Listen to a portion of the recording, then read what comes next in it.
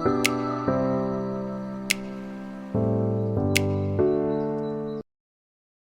Students, welcome to my channel. मैं इस series में फैक्टराइजेशन चैप्टर कवर करा रही हूँ। जो स्टूडेंट्स मेरे चैनल पर नए हैं, please subscribe to my channel and please बाकी की पुरानी वीडियोस देखो, उसमें मैंने क्या करके सारे क्वेश्चंस कवर कराए हैं। This is a very interesting chapter. इस वाली वीडियो में मैं क्वेश्चन नंबर 5 एक्सरसाइज 12.3 का जो मेरा बचा हुआ था उसको कंटिन्यू करवा रही हूँ। इसमें हमारे 4 पार्ट्स रह गए थे। क्वेश्चन नंबर 4 पार्ट्स हम स्टार्ट करेंगे। फोर्थ पार्ट क्या कह रहा है हमारा, 4yz Z square plus 6z minus 16 divided by 2yz plus 8। मैं इसको कैसे सॉल्व करूंगी, पहले तो मैं इसको असेंबल कर लेती हूँ कि 4yz Z square plus 6z minus का 16 divided by 2yz plus 8। Okay, तो अब मैंने देखा कि मुझे इसमें बेसिकली इसको सॉल्व करना पड़ेगा, जेड स्क्वायर 6z। लेकिन जब तक मैं इसमें y से y काट दूँ और 2 से 4 काट दूँ तो 2 टाइम्स, तो यहाँ पे मेरा थोड़ा सा कम हो गया ना। जेड स्क्वायर 6z माइनस 16 को मैं कैसे सॉल्व करूँगी, ये वही स्प्लिटिंग द मिडिल टर्म वाली इक्वेशन है। तो मैं 16 को पहले तो इसके फैक्टर्स निकालूंगी। 8 2 16, 2 8 16, 2 4 8, 2 2 4, 2 1 2। ये मेरे फैक्टर्स आ गए है ना। अब मैं क्या करूंगी, मैंने देखा 2 4 2 2 4, 4 2 8 होता है और 8 2 16, तो 4 और 2 ये मेरे दो फैक्टर्स हैं। अब मैं ऐसा क्या करूं कि मल्टीप्लाई करने में तो माइनस का 16 आ जाए और प्लस करने पे 6 आ जाए, 6z आ जाए। तो मुझे कोई भी एक टर्म के साथ माइनस लेना पड़ेगा। तो मैं क्या करूंगी बच्चों, यहाँ पे 4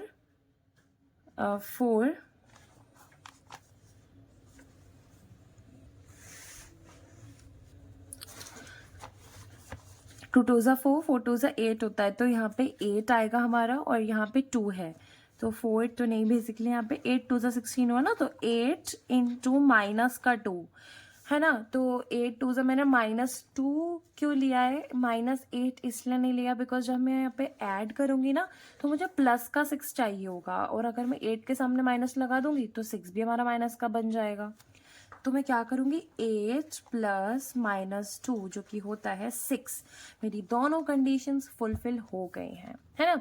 अब मैं यहाँ पे क्या करूंगी, यहाँ पे मेरा बचा z, 2z बचा था, और z स्क्वायर 6z की जगह क्या लिखूंगी बताओ आप।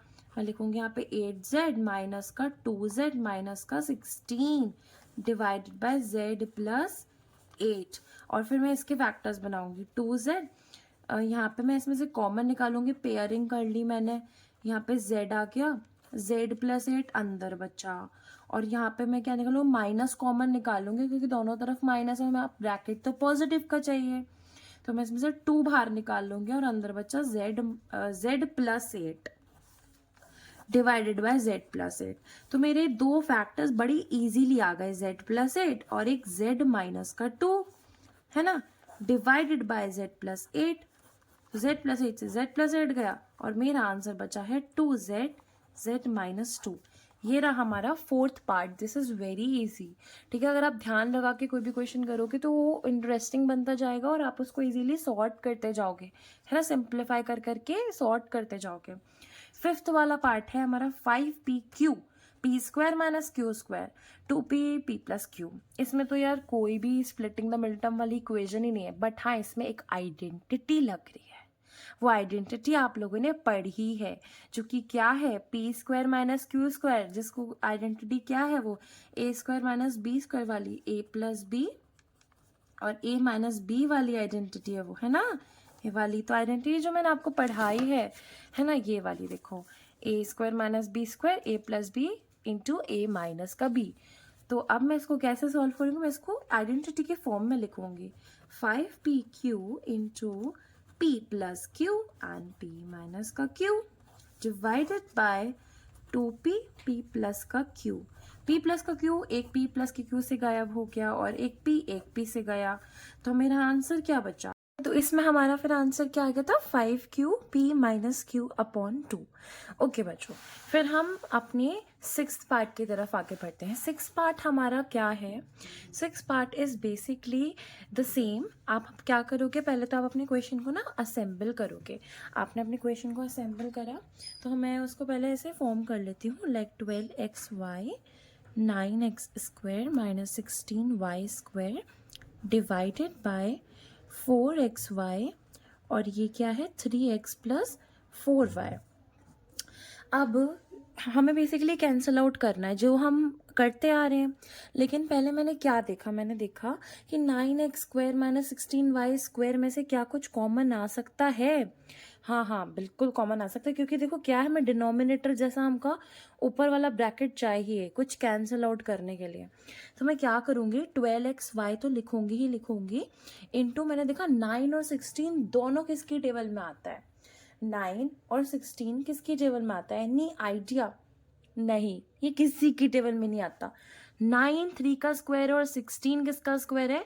4 का स्क्वायर है। तो क्या मैं 9x square minus 16y square, जो कि यहाँ पे कौन सी आइडेंटिटी है, a square minus b square वाली आइडेंटिटी यूज हो रही है, जो कि मैंने आप लोग को पढ़ाई है कि क्या होती है। It is nothing which is a plus b and a minus b। ये हमारी आइडेंटिटी है। तो मैं इस आइडेंटिटी को यहाँ पे अप्लाई कर देती हूँ। मेरा यहाँ पे जो 9 है वो बेसिकली क्या है 3x स्क्वायर। तो 3x ये हुआ मेरा 3x minus 4y and 3x plus 4y। आपको समझ में आ गया ना? यहाँ पे मेरा a जो है वो 3 है और b है जो मेरा वो 4 है। This is all rough work. ठीक है, अब मैंने क्या किया, यहाँ पे मैंने इसको इस फॉर्म में लिख लिया आइडेंटिटी लगाकर। और नीचे ये क्या है 4xy into 3x plus 4y। मैंने देखा ब्रैकेट्स तो सेम आ गए भैया जी, मैं इसे कैंसिल कर देती हूँ। यहाँ से x से x कट गया, y से y कट गया, एंड 4 1 जा 4 4 2 जा 8 4 3 जा 12, 3 टाइम्स इट इज 12। तो मेरा इन द एंड आंसर क्या बचता है? इट इज 3 ब्रैकेट में 3x minus 4y। This is my answer. जल्दी से अपने 7th पार्ट की तरफ अगर हम आगे बढ़ते हैं तो वो क्या है 39y cube 50y square minus 98 divided by 26y square into 5y plus 7। जल्दी से पहले मैं इसको असेंबल कर लेती हूँ, मतलब डिवीजन की फॉर्म में लिख लेती हूँ। 39y cube into 50y square minus 98 upon 26y square 5y plus 7। मैंने इसको असेंबल करा। अब मैं देख रही हूँ कि यार इसमें ना कॉमन आउट कुछ नहीं आ रहा है। अगर मेरा पहले वाला क्वेश्चन में आइडेंटिटी लगी है तो मेरे शायद सेकंड वाले पार्ट में भी आइडेंटिटी लग सकती है ना। तो मैंने देखा हाँ यार देखो इसमें अब क्या ही हो सकता है।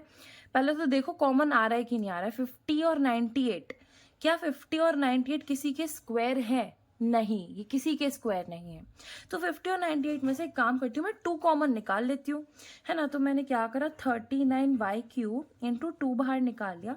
तो 2 25 टाइम्स 50 होता है ना। 25 2 ज़ा 50 होता है अंदर y स्क्वायर, और 98 मतलब 2 इंटू 49 टाइम्स 98 आता है। 49 2 सा 98 आता है। बेसिकली मैंने डिवाइड कर दिया 50 का 2 से 98 का 2 से, तो 25 और 49 आ गया। और अब मैं इसको नीचे एज इट इज लिख देती हूँ 26y स्क्वायर 5y प्लस 7। यार अब मैंने इतना कर दिया, मुझे समझ ही नहीं आ रहा मैं करूँ तो करूँ क्या। अब मैं देखती हूँ क्या कुछ कॉमन आ रहा है। 25 और 45 नहीं, कुछ कॉमन नहीं आ रहा। क्या ये किसी की आइडेंटिटी है? हाँ बिल्कुल। 25 किसका स्क्वायर होता है? 5 का स्क्वायर होता है। और 49 किसका स्क्वायर होता है? 7 का। मैंने देखा यहाँ पे फिर से आइडेंटिटी लग रही है। कौन सी आइडेंटिटी लग रही है बच्चों? A square minus B square वाली, जो कि क्या होती है A plus B and A minus B. अपनी आइडेंटिटी को हमेशा एक बॉक्स में डालो जिससे स्पेसिफाई हो जाए ये आइडेंटिटी हमारी यूज हुई है। ठीक है, अब मैंने इसको यहाँ पे अप्लाई करा तो मेरा यहाँ पे क्या आया बन के। मैं इसको ऐसे लिख सकती हूँ, बताओ। 39 को भी मैं ब्रेक करके लिखूँ अगर, तो 39 कैसे, मतलब 39 के फैक्टर्स निकाल लो आप।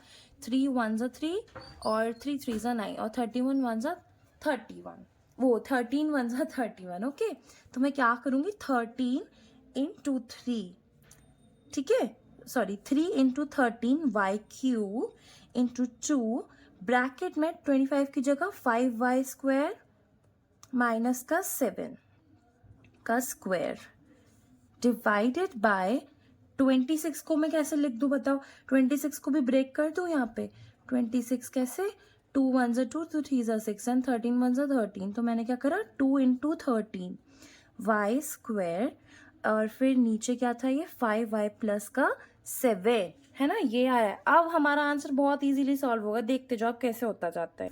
हम इसको सॉल्व करते हैं जल्दी से।